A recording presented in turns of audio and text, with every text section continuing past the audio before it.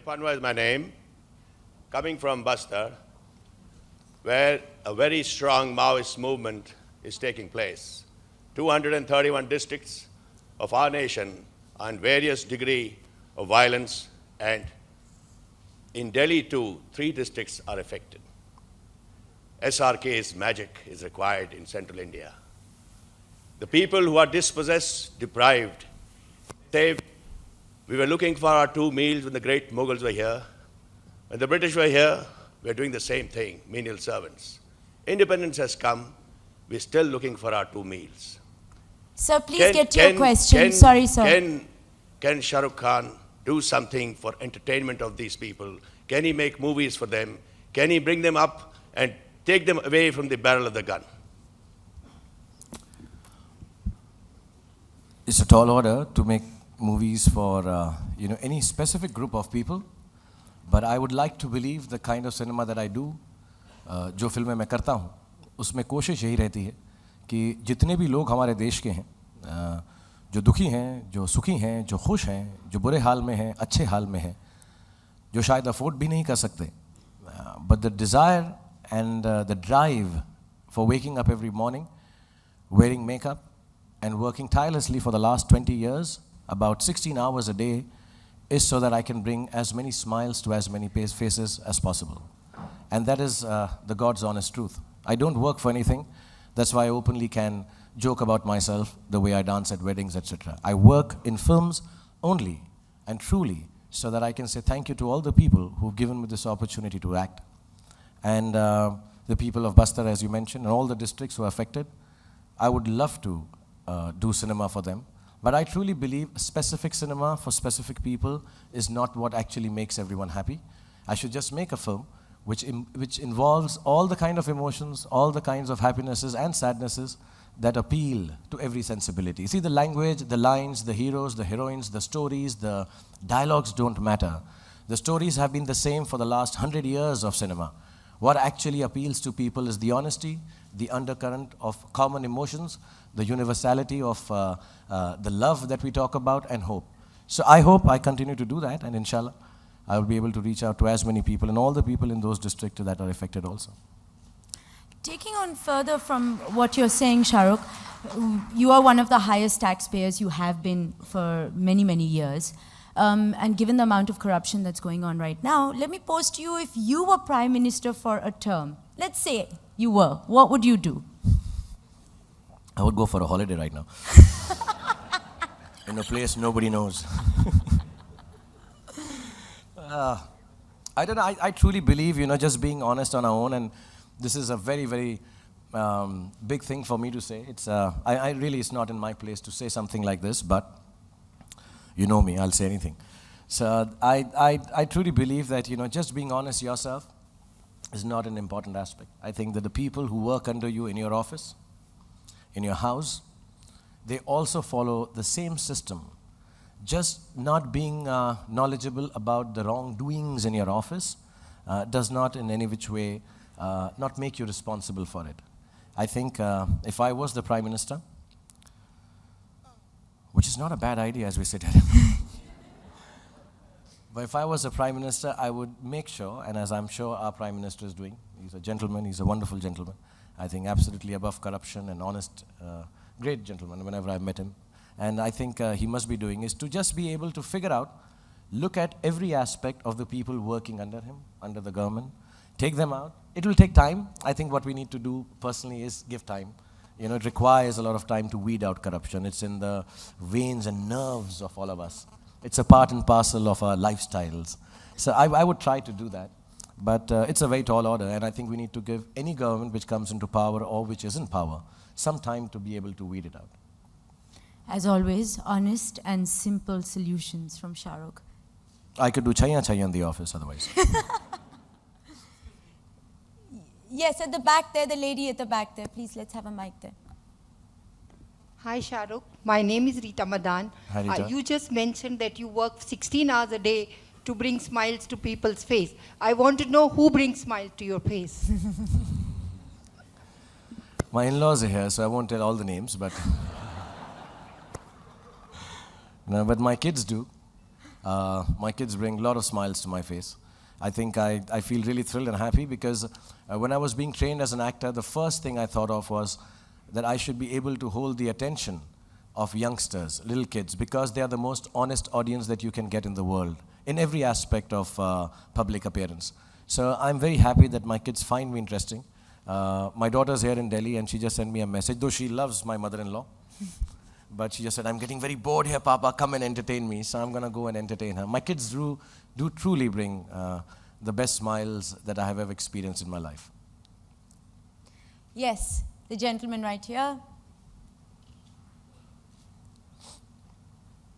While he gets ready, I'm going to ask a Twitter question because we've had a flood, as you can imagine, of tweets. Kshitish Chaudhary wants to know, do you wish that you could have your privacy back? No, not at all.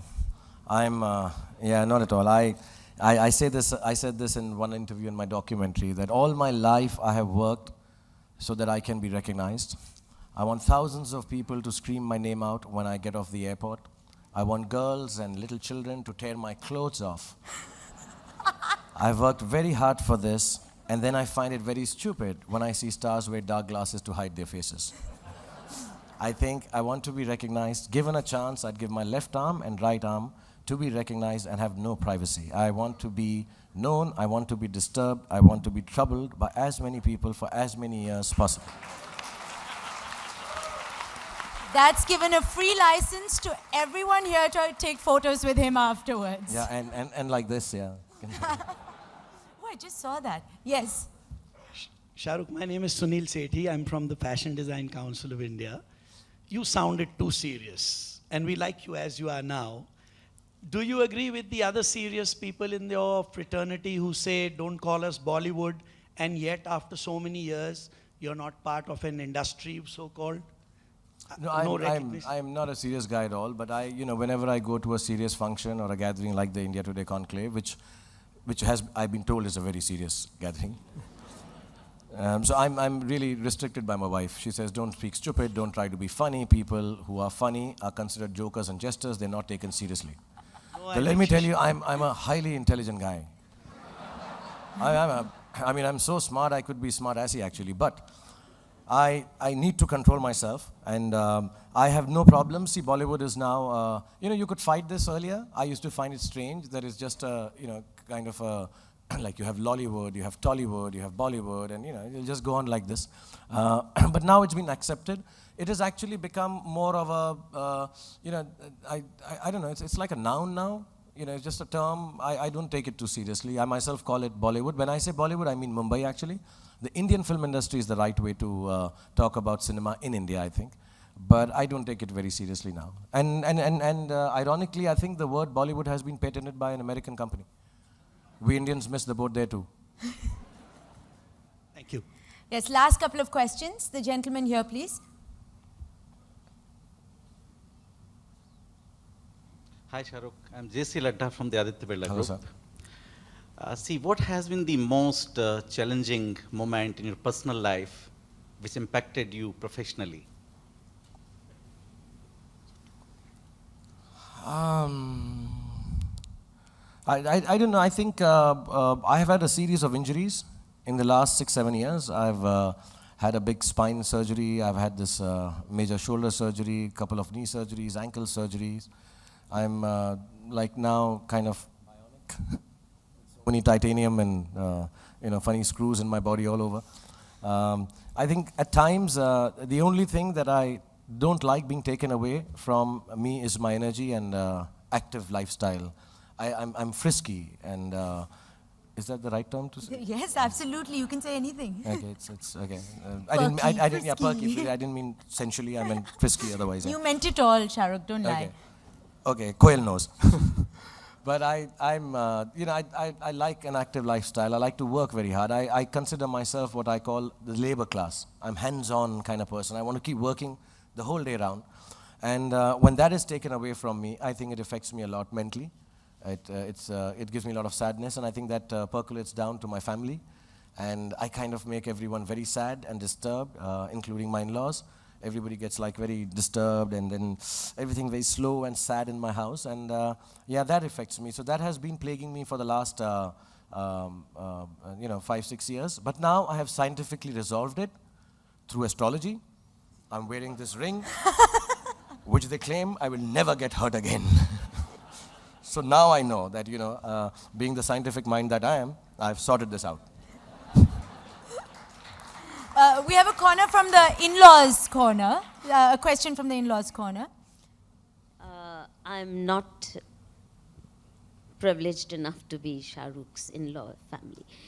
Shah Rukh, my question... If you have a pretty daughter, we can try. I thought For Gauri your sake, warned I'm you. ready to try. My mom's sitting right there. Okay. Shah Rukh, would you agree that even at the worst of times in the political history of India, Bollywood has managed to stay away from communal polarization, and its films have been consistent in giving the message of communal harmony, oneness of all beings, no matter what their religion, race, caste? If so, how and why? What do you think is the secret? It's a...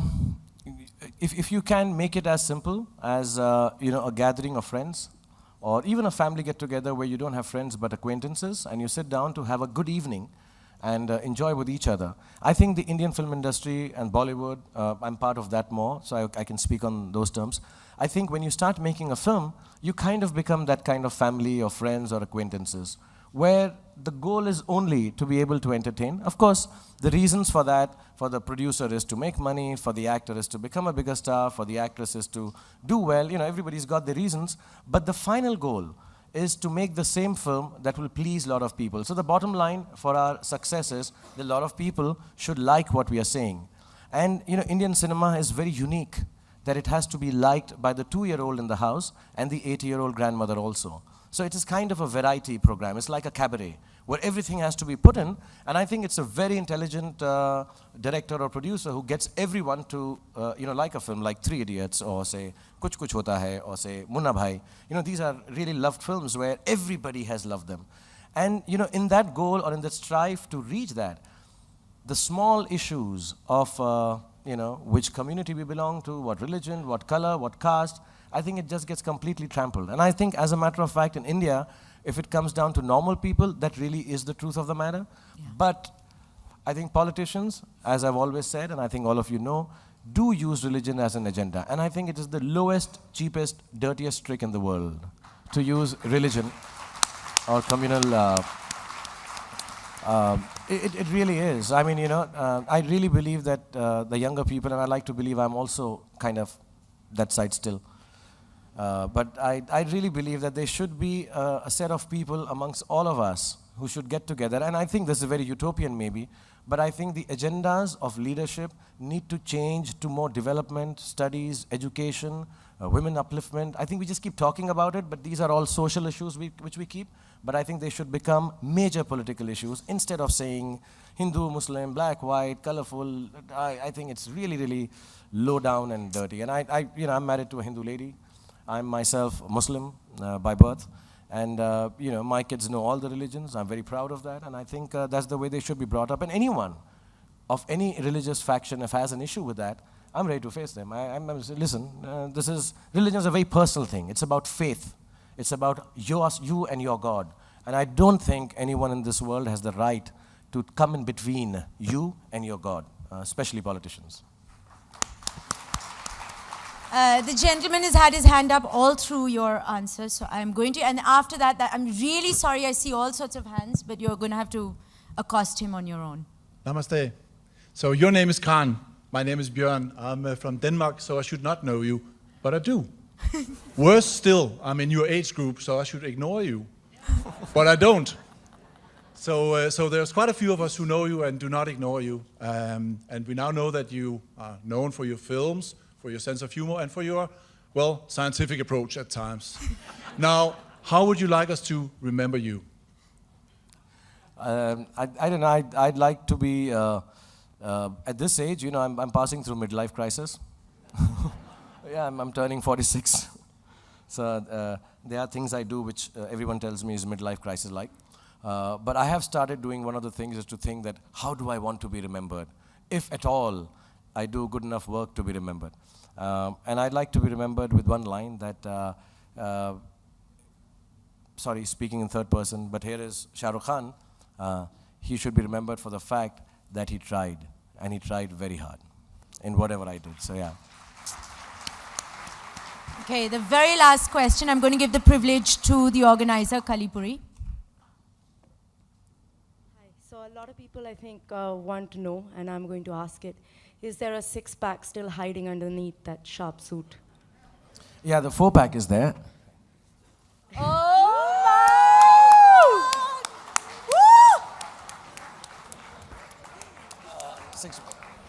मैं ऐसे बोलते हैं, हमारे दिल्ली में बोलते हैं, हाथ कंगन को आरसी क्या, पढ़े लिखे को फारसी क्या. और भी अगर ज्यादा इंटरव्यू लेना है तो बताओ, वो भी दिखा दूंगा मैं. Thank you, Shah Rukh. Again. Thank you very much for coming, entertaining, delivering, and sharing your scientific views. No, but seriously, to come and actually step up to the occasions, like people say, oh, you know, Shah Rukh is too serious. Well, this is the other side of Shah Rukh. He is definitely a thinking man. He speaks honestly, and he speaks simply, and I've never known him not to speak the truth. So thank you, Shah Rukh. Thank you very much, and thank you, audience. And thank you very much. A lot of my friends here, so I want to thank you. I want to thank Arun Saab again, and Kali and Koyal and Kaveri and everyone involved here, and all of you for being so patient and listening to me, and lots of friends, and so lots of love to you, and thank you for giving me this opportunity. I really appreciate it, because it's very seldom that I get to take myself seriously. So thank you very much for seriously listening to me. God bless you all, and have a very, very good life. Thank you.